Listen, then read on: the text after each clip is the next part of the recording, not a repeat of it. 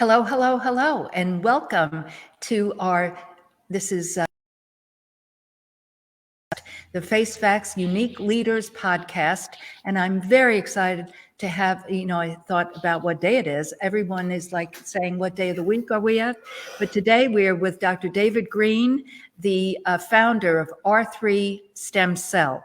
And I'm so excited to have you, Dr. Greene, with us today, or with me today on our podcast. So welcome. Thank you. Thank you so much, Megan, for having me. This is great. And so with that said, most of you who are on this podcast and viewing Dr. Greene and I know a little bit of the history that Novitas Spa and Medical Rejuvenation Clinic is now an affiliate of R3 Stem Cell. But we'll give you some more information on that because most people really don't even understand what that means.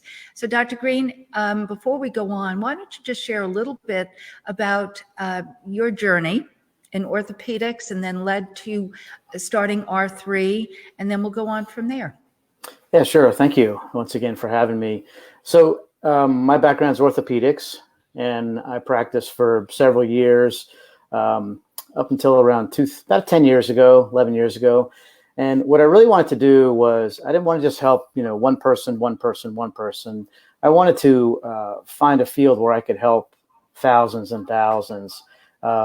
So I did that. I left practice. I had a pain clinic here in Phoenix. We did the first pilot study on stem cell therapy in the Southwest. It worked really, really well. And when I saw that, I started my company, R3 Stem Cell, in an effort to work with practices nationwide on helping them do things the right way to get the best outcomes with regenerative therapies safely and effectively, and using the best technology, we have available, in this country. And that was 8 years ago. So now we have 42 affiliates nationwide. We've surpassed 13,500 stem cell procedures. Very, very ecstatic about the outcomes. And they've been very safe procedures. As you know, we've never had a significant adverse event. You certainly haven't at your clinic. And we've had some minor types of things, like some lightheadedness briefly, or like a superficial infection or something like that, but nothing that would get anywhere close to putting somebody in a hospital. So basically, what you said just now is that you were you were a surgeon, and you I don't want to put words in your mouth, but that you saw people having surgery and outcomes possibly still in pain. Or let's just put it this way: why did you start a pain clinic?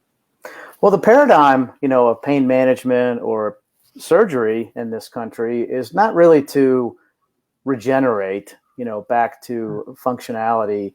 It's really to try and piecemeal things together, or, put a big Band-Aid on a problem. And even at the pain clinic, before we started the regenerative therapies 8 years ago, it was the same thing. Steroid injections, they only last for about 3 weeks. Anti-inflammatories, narcotics. I mean, regenerative therapies are amazing at reducing the need for narcotics. So, the paradigm of treatment in this country, thankfully, is starting to change. And we're able to, with regenerative therapies, get to helping repair and regenerate the problem, as opposed to just putting a fat Band-Aid on it and saying, all right, do you need an increased dose of your opiates today? I mean, that's a terrible thing to do to a patient. And so as you shared that, having established that pain clinic and then starting doing research on stem cell therapy, and saw a tremendous response to the patient and for their lives, and the result, you said, let me bring it to the masses and educate, and started R3 Stem Cell. Exactly, yeah. So we started working with clinics, in the Southwest, and then we started to expand. Now we're nationwide. We actually have 2 international clinics. Mm-hmm. Things are a little bit different internationally than they are in the United States, as with everything. Mm-hmm. And as the years have gone on, we've added in, IRB approved protocols. We do in-person trainings for providers every month. Not right now, obviously, but And there's other things we do as well, like webinars, seminars, Mm-hmm. peer-to-peers. There's a lot of providers that we work with who've done certain things that others are seeing for the first time. Yes. So it's great to have, that peer-to-peer discussion is available. Yes, it's amazing, actually. So I think this is a good time to bring in my story, because I've been in business for 15 years here in Georgetown, Texas, which is a suburb of Austin. And we are a unique business in that I call it a hybrid, because it looks like, it feels like it is the luxury day spa, but it also is a clinical skincare and medical and wellness spa. And so with that, we do medical facials and injections, and we do body contouring, and we have an infrared sauna and a European style steam room, and our products are medical grade. So we've been combining all of this together. Now, did I expect or look to do regenerative stem cell therapy here? No, it was not on my forecast. But then life had it, and I injured my left knee, which was as I say, and you say, a old injury that just continued to get worse. And so it got to a place where I could not walk. And it was at that place where, traditional medicine, Western medicine would have said, do a knee replacement. But as a researcher, and I look into things before I do things. I saw that the outcome was not a slam dunk. It wasn't 100%. And I said, I'm not sure about that. And then, as you speak to it, Dr. Greene, that once that knee is taken out, that's it. It's done. Yeah. You have plastic and metal. That's right. And then the outcome is that it doesn't necessarily last forever. So I said, well, boy, that does not look like what I want to really go to do. And so then I started researching, because I had known people that had done regenerative stem cell therapy on bone and joint, as I call it, knees and shoulders and so forth. And I said, wow, that looks like something I'd like to do. So I just rolled the dice and went to a practice that a friend had gone to in Dallas, and had 1 cc in my knee. And oh my goodness, I had a new knee. And so I said, I need to figure this out and see if I can bring this to the Novitas Spa Medical Rejuvenation Clinic. Then I went on Google and I put in affiliate programs, because I knew personally, even though we have a medical director and I have nursing staff do injections and the like, this is a different field. And so there were others, and I called them, but they were all over the place. And then when I called R3 Stem Cell, an individual answered the phone very politely, very informative. And within that day, Dr. Greene's vice president called me, and we were able to discuss what the program was. And I was so impressed by the professionalism and the efficiency of R3 Stem Cell that we then continued our discussion. And then we launched, I then of course spoke with Dr. Greene and met with Dr. Greene, and we launched our first seminar in January of 2019. So my final straw of my knee was in around 1st of September of 18, had the injection November 12th, I remember the date to exact. And then I said, during, pre-Thanksgiving, I need to look into this. So that was that quick, and we put this all together. And so since January of 2019, we have done almost 100 patients, and it has been just life-changing for so many people. And it's just been wonderful. I'm so blessed and thankful that, I injured my knee for the last time. It really is. I mean, it is just a blessing that happened, one of those silver lining type of things. So Dr. Greene, so with that's my story. And so from there, I shared, this is my knee. I spoke about, a friend of mine having his shoulder, people that had been in Dallas. But you touched on this IRB and your protocols. So share a little bit with our guest, a little bit of the background of stem cell, where they come from, the safety aspect of it, and then go into your protocols and how you've expanded it from just that bone and joint, as I shared. Sure. How much time do we have? Do we have 3 days to go through all this? Exactly. So touch on it. So it's we've got 15, 20 minutes. No, I get it.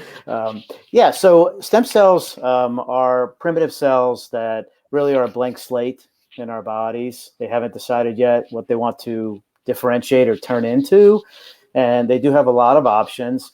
Rather than going through all of the biology of that, Right. what I will say is that they can come from one of two overall sources. Yourself, that's called autologous because it's you, or allogeneic, which is from somebody else. So over the years, we do have some clinics that do autologous treatments, either from the bone marrow, or you can offer up some of your fat tissue for that. But over the years, what we found is that works just as well, if not better, and has no morbidity. Like bone marrow, taking that can hurt a lot for months. And also the fact that as we get older, we have really precipitously less stem cells available, and they're older. Stem cells, a lot of them age with you, right? So as you get older, some of those stem cells get a mutation as they split, and your body sees that and shuts them down. So you have much less to work with, as opposed to the source from somebody else, that what we get them from are from scheduled C-sections, where a mother will give birth to the baby in a scheduled C-section. The baby's fine. The mother's fine. Normally, the umbilical cord and the placenta and the amniotic fluid gets, discarded. But in this case, it doesn't. It comes to our lab, and it gets processed according to the FDA regulations. And then it has a ton of regenerative, ingredients in those, the donor tissue, such as it's like an orchestra of different elements. You have, it's not just stem cells. You have exosomes, growth factors, cytokines, microRNA. But at any rate, it gets processed and then it gets cryogenically frozen. And that's how the clinics get it after it's been tested for every communicable disease you can think of. So we've never had a significant infection. We've never had a disease transmission, no rejection by somebody's body. These regenerative cells are so, I guess, immature is what you would call it. They don't cause any rejection like you would if you gave, your bone marrow to somebody else that wasn't compatible. We don't have those issues. So when you use it, we get that question a lot. First of all, are any babies being harmed? The answer is absolutely not. There's no ethical issues at all. Another question would be, is there a chance I could reject the material? The answer is no. I mean, there's even these types of products are now being used in people who had like a kidney transplant and are rejecting it. This product can be used to mitigate that and often save that person from having to get another kidney. It's been remarkable how well it works for modulating somebody's immune system. So as of 8-9 years ago, when we first started, really it was all for joints, for knee joint, hip, shoulder, any type of soft tissue problem, like a tennis elbow or a rotator cuff. And that's still the predominant, that's what you had it for, right? So, and what we've seen is that it doesn't usually just work for 3 weeks, like a steroid injection. We're talking usually long-term, 1 to 5 years. You're what, a year and a half out now and going strong. And there's really no bridge burned. It's not like you have one of these procedures, you develop some kind of a big type antibody response, and then you get another one 6 months later and you reject it. No, it doesn't do any of that. We have people who get them every year for anti-aging, because it helps decrease inflammation in the body, which is a huge, component of how we accumulate chronic disease. So, and as we've seen, I would say this. So 9 years ago, I went back to my old orthopedic colleagues and other colleagues, and I said, hey, what about stem cell? Do you want to incorporate that in your practice? And most of them would say, oh, absolutely not. There's not enough evidence. It's a fad. Well, I can tell you that all of those providers, all of them, are now doing them. Now, they may be doing it a different way. Some will use, umbilical cord. Some use amniotic fluid. Some use bone marrow or autologous type of things. So they all can work well in particular patients, but I can tell you that, it's not a fad. I mean, here we are many thousands of procedures later. Yes. God, you've seen just in your 100 how many great, amazing outcomes. So let's talk about, like you said, these 100, and I could, like you said, how long do we have? Because everything from, like you said, frozen hands, frozen shoulder, rotator cuff, on and on. I mean, a lot of arthritis is, those are really evolving from that, arthritic conditions. But I mean, talk about COPD because, we're talking with the lung there, to other dynamics that some of your procedures that you've put together, these protocols, share a little bit about that. Yeah, sure. So one of the things that we noticed was as our providers were doing all of these procedures for arthritis and soft tissue, patients would come back and they would say, my knee feels fantastic, but how is it that I can breathe easier with my COPD? Or why is it that I can see better? I have macular degeneration or something. So, it wasn't just us. This was nationwide a phenomenon. So people started realizing that these biologics could help, other people with other issues and ailments. So we don't go out and make definitive claims because claims are associated with a drug and either on label or off label. I don't want to really get into all that, but I will say that, we have so many testimonials and anecdotal stories of hundreds and hundreds of patients who have had, this for, say, a COPD or a kidney issue, and it can work really well. The question is, how does it work? Well, there's a lot that we don't know. But what we can say is if you get a regenerative biologic with stem cells and growth factors and all that into your arm in an IV, the stem cells don't just randomly go throughout your body. They go through the circulatory system. And when you have an area of disease, it's giving off signals, inflammatory signals. That's what the regenerative cells recognize. And so they will go to where they're needed. And that's been shown in quite a few studies. And so if someone has an issue with rheumatoid arthritis all over, they have some kidney or things that are byproducts of, say, diabetes, it can help those things. And we see it all the time. So right now, because of the way that these are regulated, we rely on, anecdotal stories, tons and tons of video and written testimonials. And that's part of how these have gotten so popular, is people tell their friends and family, and they just get so excited, hey, I don't need dialysis. I mean, with dialysis, you're in the chair 3 days a week for hours on end. Well, Dr. Greene and I were doing a seminar in Sun City before the early part of the year, and this gentleman who we had met before, but had stem cell in his rotator cuff, and shared an anecdotal story about how his eyesight, now this man is over 70, how his glasses, his prescription was too strong. So he went and had his eyes checked, and the doctor did the exam and said, what are you doing? You need lesser, prescription power in your prescription. And so that's basically what Dr. Greene is speaking to, that it has collateral benefits.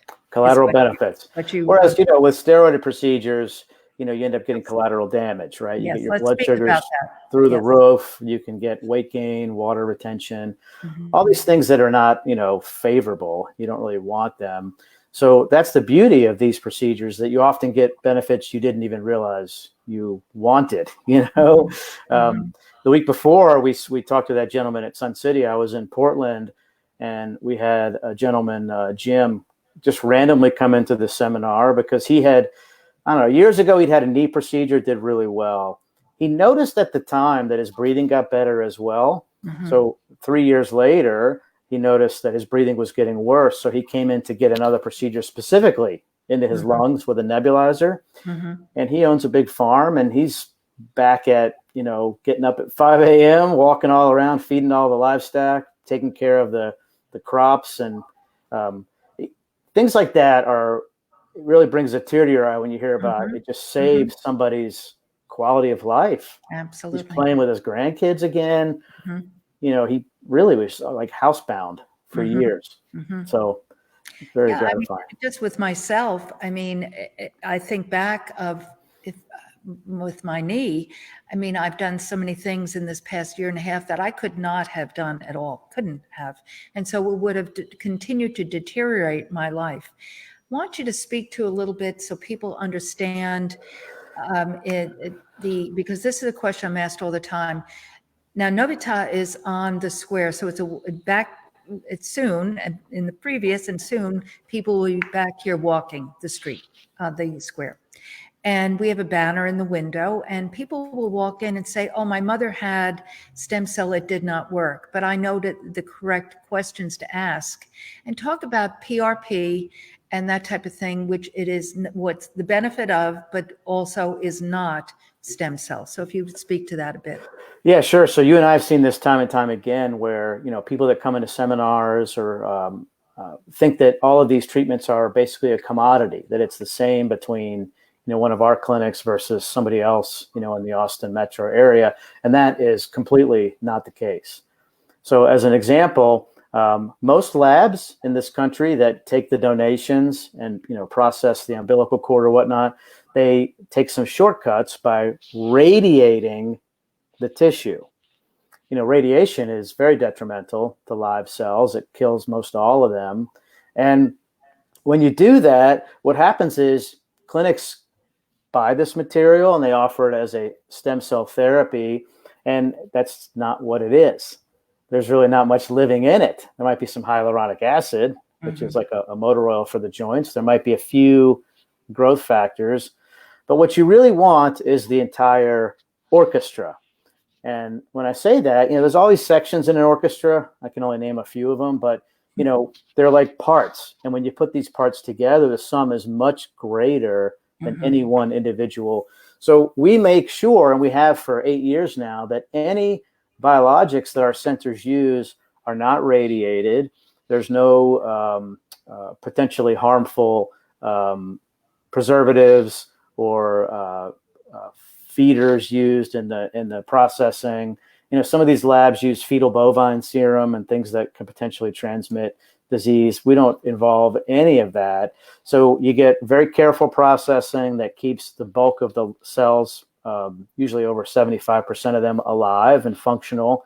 And they're very potent. These are umbilical cells or amniotic fluid cells that are really young and vibrant and active, as opposed to our cells, which are 50, 60, 70, 80, years ago. And well, the operative word is regenerative. They regenerate and go to that area, as you said earlier, find that area of need and then start to do its work, because they come in as a blank slate. Right. And just regenerate. Yeah, let's talk about PRP for a second, because I forgot to talk about that. So PRP is platelet-rich plasma therapy, and it's when you get some blood drawn from the patient's own arm, just like you would at the lab, and that blood is then spun down in a machine, and part of it is used, as the plasma, which has platelets in it and growth factors, but it doesn't have, any stem cells or exosomes or things that you really would like in one of these regenerative therapies. So when people say, oh, I had a stem cell therapy and it didn't work, and then you start to drill down, okay, where did you have it? What did you have done? And people say, oh, I just went in, they took some blood and then spun it and put it back in, and the stem cells didn't work for more than a couple months. That is not a stem cell therapy. That's can be very beneficial, but it's not going to regenerate much tissue, if any. It's not going to last for that long, maybe a few months, not years. So it needs to be distinguished, because a lot of people think they had something that they just didn't have. Now, we use PRP, or platelet-rich plasma, in hair restoration, in microneedling procedures, meaning there's benefits, but it is not a regenerative stem cell therapy treatment. So like you said, you have to understand. And what I was going to share, meaning the difference, and that's where sharing correct information and dispelling misinformation is so important. And that was your passion in starting R3 Stem Cell, was educating people like myself and practices like this. Absolutely. Yeah, we did the stem cell masterclass for patients, stemcellmasterclass.org. People can go and register and get an episode dripped to them every day. Mm-hmm. And that was the reason we did that, is because there was so much misinformation, and there still is. Mm-hmm. I mean, there is a lot in the field of regenerative medicine we don't know, but there's a lot that we do know. Mm-hmm. And one is we know how well these procedures work Mm-hmm. in the vast majority of people. And, you know, you hear somebody coming back to your clinic and they'll say, you know, I'm 74. I love what I want to do in my retirement is flip houses. That was his hobby, right? Mm-hmm. And he couldn't do it anymore. And it's expensive to go hire teams to do that. And he just liked it, working with his hands. Right. But his shoulder was a problem. And, you know, Gene's back at it. Mm-hmm. He is, very much so. Very much so. So for him, and for other people, it might be just going to the grocery store and not hurting so much. Precisely. Right. And then at the other end, you have, you know, elite professional athletes who have these procedures all the time now to get back in the game faster. So, you know, what you mentioned, also the surgeons, your colleagues, that, and when I started looking into this back at the end of 18 and starting in early 19, I called several orthopedic people that I knew, and I asked them, and every single one of them said, you can't refute it. You can't refute it. So the science is there. And now, like you said, in this short year and a half, they're now all using stem cell on some level to help healing. They're not going to not do surgery, but it's helping with other factors in their surgery. But I do want to share one point that's, I think, very important. You've said it directly and indirectly several times now.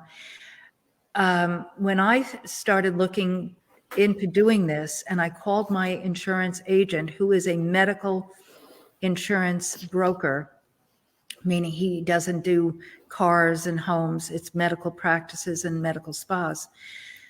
And I shared with this guy that I was looking to do biologics. That's the category that this is. And he said, oh, I think that'd be great for you. I think it fits well in your practice. Who are you going to use? He asked me that. And I said, kind of like in my brain, I said, that's interesting that he would ask me that. And I said, R3 stem cell. He said, oh, that's great. I said, well, A, why did you ask me? And B, how do you know them? And he said, Megan, you have very good insurance. And he said, who you have would not just insure anyone, because, and he's the one that first, before Dr. Greene shared this information, not from touting his horn, but from correct information, that the most important question, or one of the most important questions, is where are these cells processed? And the lab that Dr. Greene has used for all these years is really the gold standard. And that is what my insurance broker shared with me. Yeah, I'm glad you pointed that out. You know, a lot of the magic, I'd say most of the magic, happens at the lab. And unfortunately, you know, a lot of labs take away the magic when they use radiation or a ton of preservative. You know, the more preservative you use, the higher yield you get, but that eventually doesn't preserve anything. It just kills it. So we were very careful, and we still are, about who we work with. The lab has never had any dings from the FDA, no recalls. They've been around for 16 years and a pristine, you know, existence since then. So to us, that's really important, along with safety. So, you know, no recalls, no significant adverse events. You know, we've done 13,500. The lab has sent out over 200,000 vials. And, you know, to have that kind of a track record of something that's safe and we're seeing the effectiveness through the roof, I mean, that's been a home run. Home run. Absolutely. Now, you also just right then mentioned the FDA, and a question that's asked all the time, are these cells FDA approved? And my response, and then you can embellish upon this, is they cannot be approved or denied because it's not a food nor a drug. But the lab is where it follows that FDA protocol. So go on that. So decades ago, the FDA created a different avenue for biologics called the Human Cell and Tissue Product sort of lane, okay? And that is different than the drug lane. Now, eventually, I think the FDA has been working towards moving the stem cell biologics into the drug lane. But for now, biologics don't get FDA approved or denied. They're very strictly regulated, and that starts with the labs. So, for instance, Utah Cord Bank, who we've been working with for a long time, they registered with the FDA 16 years ago. And you don't just register. I mean, the FDA comes out, they have a couple inspectors that stay there for about a week, and they come out once a year at least, and they stay there for, it's not a couple of hours, they stay there for a week. And when you look at the report, it's like 20 pages of, they talk to all the credentialed personnel, they look at all the instrumentation to make sure it's been inspected and calibrated, and they watch the manufacturing take place, the storage, how things are documented. If you're not able to track a donor to every unit that's sent out, then that's a big problem. Because if there were ever any complications, right, you need to know where it came from. Absolutely. So all those things from A to Z, the FDA regulates, but the biologics themselves cannot be approved or denied with the way that the current regulations are. And this isn't new. This is, over 2 decades of the FDA, how they regulate it. It's not new, exactly. Yeah. The other, any physician that I have spoken to, when I say or share that the protocols are approved by the IRB, they're like, wow, that's impressive. And because what I really am trying to get to, Dr. Greene, is guests that are watching, is that we take all of this very seriously. This is not just doing stem cell. And it's so therefore to me, and anything that I do, it has to be the gold standard because it's my reputation, and it's and I care very, very deeply about each and every person.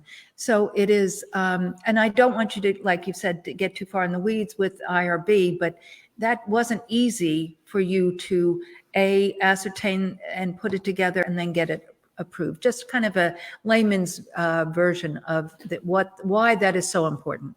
Sure. So as I mentioned, a lot of the magic happens at the lab because you get a really great, safe product, coming out. But in addition to that, we wanted to formalize how the best ways of administering the stem cells are. So, we approached a third-party entity, unbiased, called an institutional review board, and they were able to review our protocols and approve them. And we collect data on our patients. So the IRB is not one person. It's like 5 people, some PhDs, MDs, there's an attorney, and I think a layperson from the community who all look at the protocols and make sure that, they're safe, that you're not doing something, way off base, and that the benefits appear to significantly outweigh, any risks involved. And there's a lot of things that we teach, and you've seen this, where a lot of clinics don't even realize, okay, well, the size of the needle is very important. If you use a needle that's too small, it's going to kill the stem cells or any other cells. You don't want to use, lidocaine in a joint with the stem cells because it can kill them. Most clinics, I'd say 95% of them out there, they just start doing these procedures and they don't know any of these nuances that are going to help, increase the outcomes. But, that's what you get with 9 years of data and looking at safety and the biologics and looking at third-party analyses and then dealing with the IRB. So with supplements and safety standards and things, we've just gotten it to a point where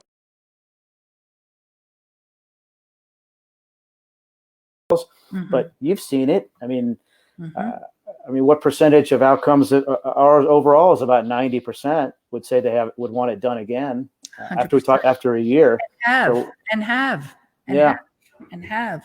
So yes, it's absolutely just not only remarkable, but on the other side of the coin, joyful because of the results and people truly altering their lives.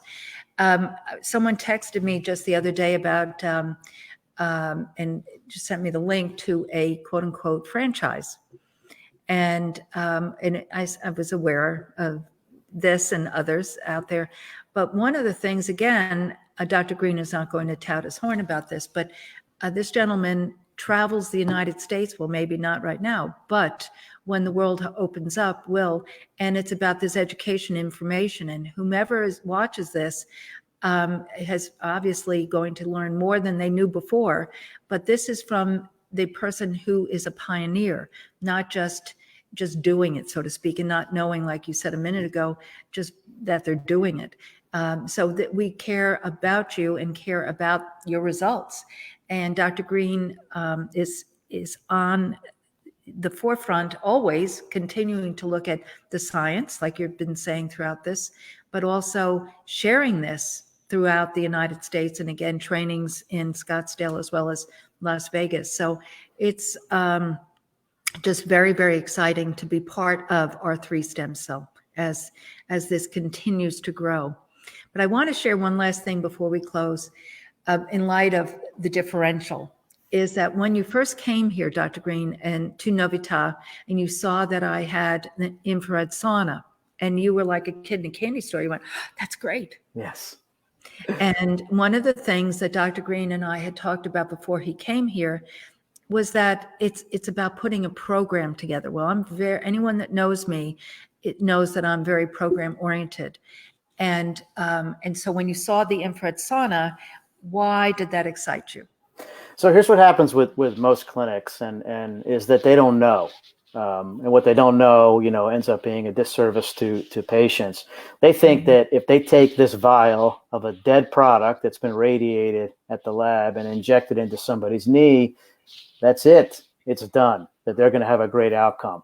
And they may, but you have to delve deeper, because what happens is if you take a really good product and inject it or infuse it, you want to make sure that the environment that those cells are being put into is optimized, right? There's a reason that your provider asks the patient to go off of anti-inflammatories, 5 or 7 days beforehand.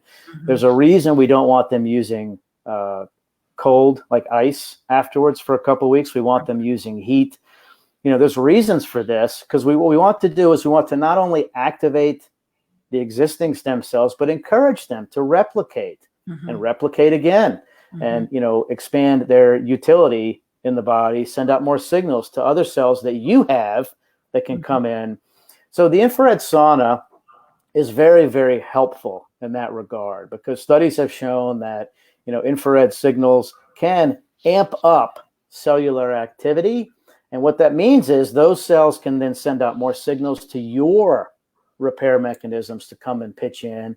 It can also help those stem cells to replicate themselves, make more, can amp up the exosomes in those biologics to work more with your existing cells, to reprogram them and reformat.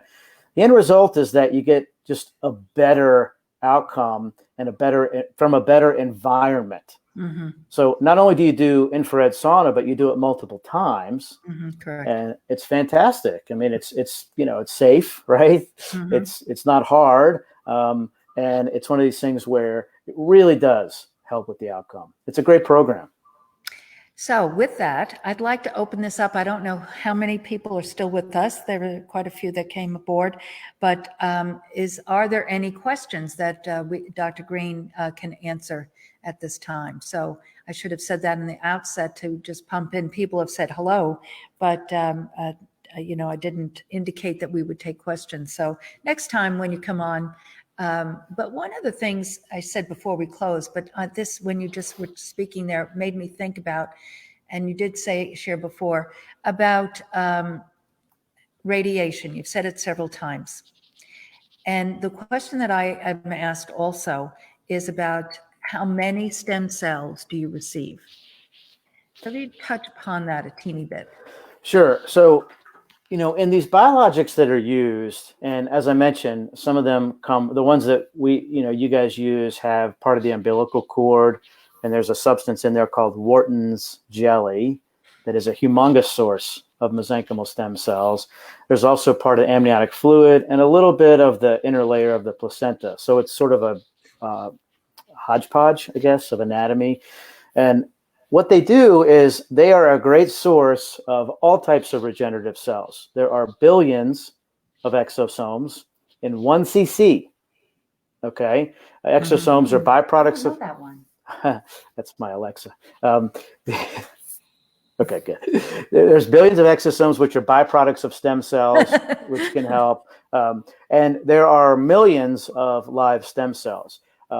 I don't give an exact count anymore because it is going to vary a bit from one donor to the next, but it's not like 100. It's not like 100,000. There are millions.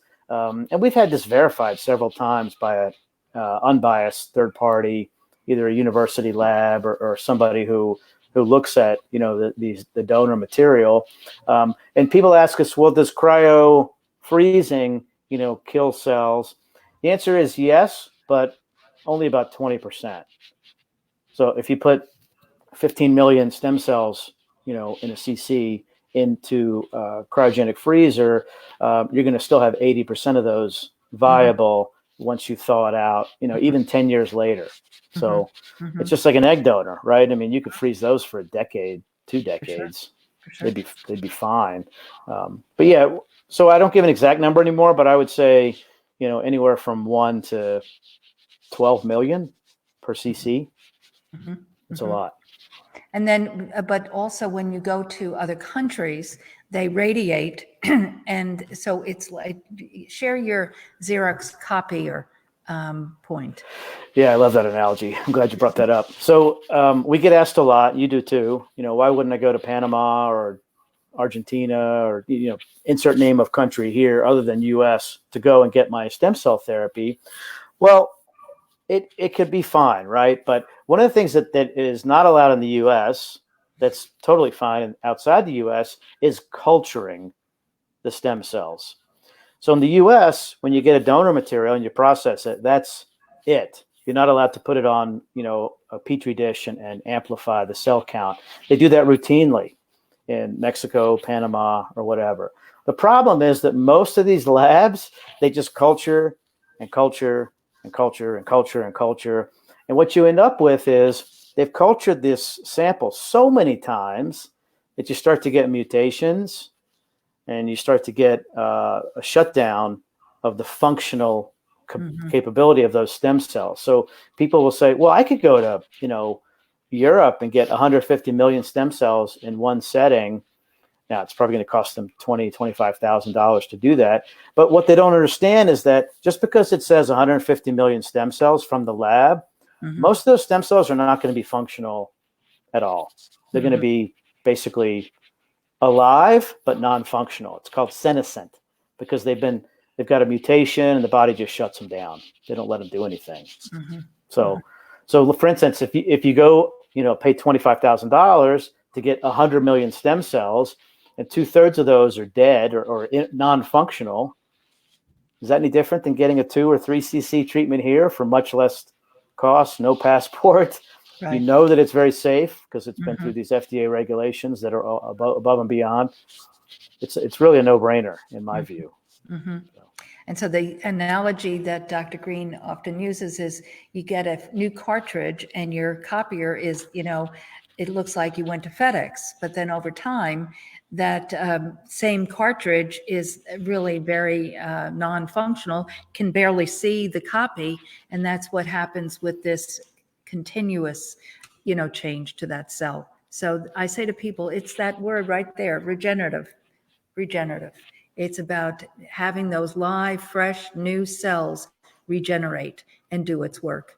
So it's very, very exciting. We're on the forefront of all of this. So it's, as I said, I'm very pleased to be involved. Now, speaking of involved, and I shared that you travel monthly and haven't for a little bit, we have advertised that we're doing a seminar the 7th of May, but I'm rethinking that because that probably may or may not happen.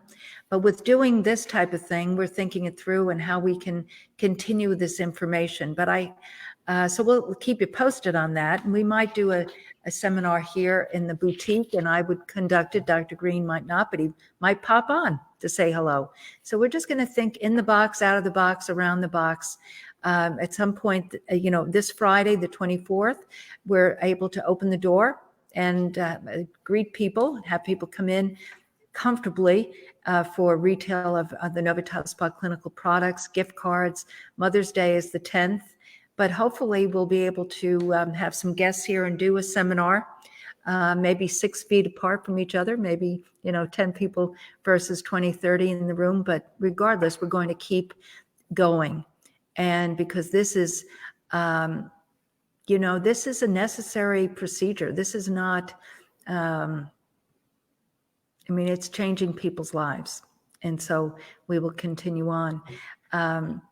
So would you share with the folks about when, because there were about 6 people that were going to have stem cell therapy right before we had to close.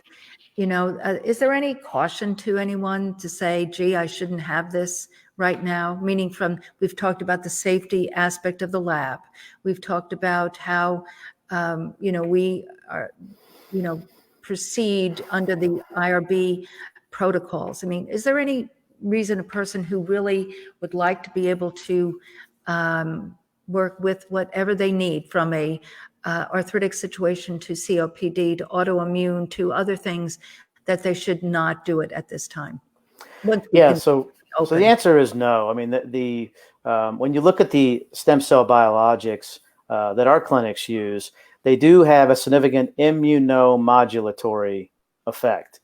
What do I mean by that? What I mean is that they are often really good at helping people boost their immune system. And one of the things that they showed in China, it was actually a fairly small study, it was about 10 patients, but they did it in Wuhan, where the coronavirus outbreak really started, is that mesenchymal stem cells worked actually very well in those 10 patients.